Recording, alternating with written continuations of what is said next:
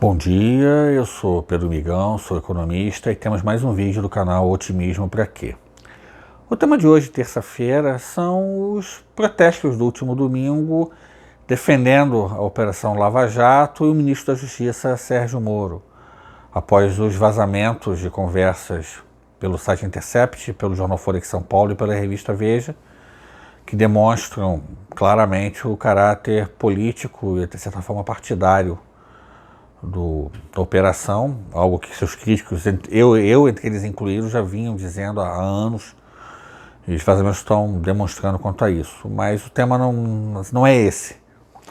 Eu quero falar um pouco do público que foi a essas manifestações, menor do que os anteriores, mas ao mesmo tempo mais radical. Por quê?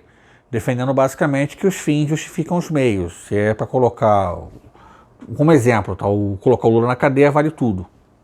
Então, com faixas pedindo ditadura militar, pedindo fechamento do Supremo Tribunal Federal, fechamento do Congresso Nacional e a tudo que se oponha ao governo Bolsonaro e ao ministro da Justiça. Eu vejo isso com bastante preocupação por uma série de aspectos.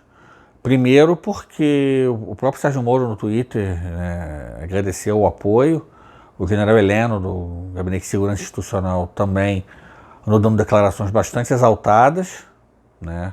Então, parece claro que após os primeiros 6 meses de mandato, o governo Bolsonaro começa a se amparar em sua sua massa de apoio mais radical, uma massa que tem certo desprezo pela democracia, ou melhor dizer, total desprezo pela democracia. Então isso me parece bastante preocupante. Tanto as declarações do governo, tanto esse apoio, que é um apoio de tons nitidamente fascistas, em português claro, acho que tem que ser dito com todas as letras. E eu vejo o momento atual político brasileiro como muito semelhante, da primeira fase da ditadura militar, entre 1964 e 68. Era um modelo que não era um modelo democrático, longe disso, depuseram um presidente constitucional, mas você ainda tinha alguma liberdade de expressão, você ainda tinha alguma liberdade de imprensa, você ainda tinha alguma crítica ao governo, e o regime foi se endurecendo progressivamente até o AI-5 de 1968. Eu vejo um momento atual político bastante semelhante ao do período entre 1964 e 1968. Eu não tenho ilusões, acho que o regime atual brasileiro, que não é uma democracia, se fosse uma democracia, por exemplo, o Lula estaria solto, após esses vazamentos de mensagens. Fica claro que o processo dele foi viciado juridicamente. Então você tem um Supremo Tribunal Federal visivelmente cauteloso demais, no sentido de tomar decisões que desagradem ao governo, ao núcleo duro do governo, é minha visão. Então, dentro desse contexto atual político brasileiro, semelhante ao da primeira fase do golpe de 64, eu prevejo que nós teremos um progressivo endurecimento do regime.